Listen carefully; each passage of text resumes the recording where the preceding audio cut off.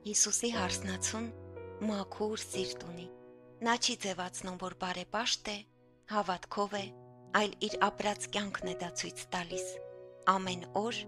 ցանկացած մարդու հետ շփվելիս, ցանկացած իրավիճակում։ Նա չի ասում. «Սիրում եմ քեզ, Տեր», բայց ապրում այնպես, կարծես չի ճանաչում նրան։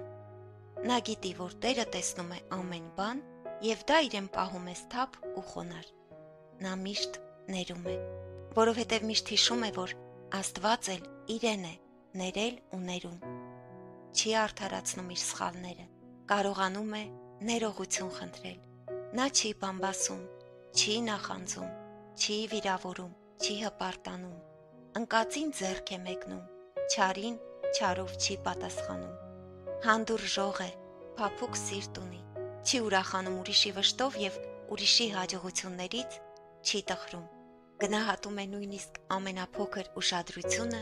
օգնությունը, աջակցությունը, չի արդարացնում իր բարկությունը, կարողանում է կառավարել իր զգացմունքները։ Չի ներում միայն խոսքով, այլ ամբողջ սրտով։ Սխալվում է,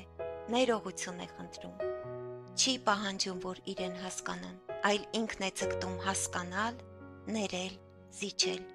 Նա լեզվով չի քծնում, բայց սրտի խորքում չարություն պահում։ Նա չի սպասում մարդկանց գովասանքին, այլ ցանկանում է գովելի լինել իր Տիրոջ առաջ։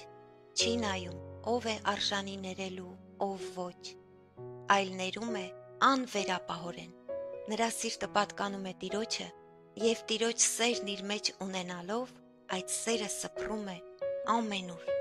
Նա միշտ հիշում է, որ ամենից գլխավոր պատվիրանը սիրելն է, որ սերը միշտ հաղթում է։ Պետրոս 4:8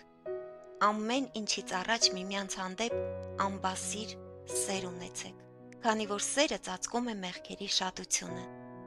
Նա գիտի, որ Հիսուսը կարող է գալ ցանկացած պահի եւ ինքը միշտ պետք է պատրաստ լինի։ Պատկերացրու, որ նշանված ես։ Քո փեսացուն հեռու է, բայց մի օր գալու է քեզ տանելու, քեզ հետ ընտանիք կազմելու։ Ինչպես կապրես մինչ այդ օրը։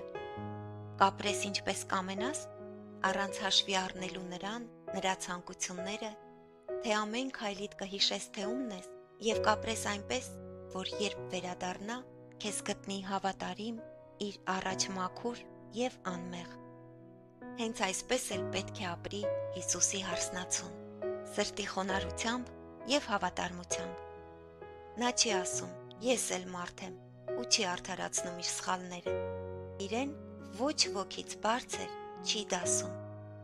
Նա չի տրտմում, երբ մարդկանց կողմից մերժվում է, չի սիրվում, չի հասկացվում, չի գնահատվում, որովհետև իր համար ամենակարևորը իր փեսացուի սերն ու գնահատանքն է։ Նա չի ասում շատերն են այսպես ապրում, այլ ասում է. «Ես ուզում եմ ապրել այնպես,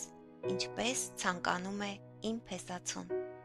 Նա ամեն օր համբերատար սպասում է Տիրոջը։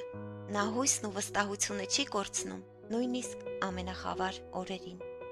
Եվ եթե աշխարհը փորձում է գայթակղել նրան, հրապուրել, շեղել, նա գիտի, թե ում է պատկանում, եւ չի փոխում իր փեսային ոչ մի բանի եւ ոչ ոքի հետ։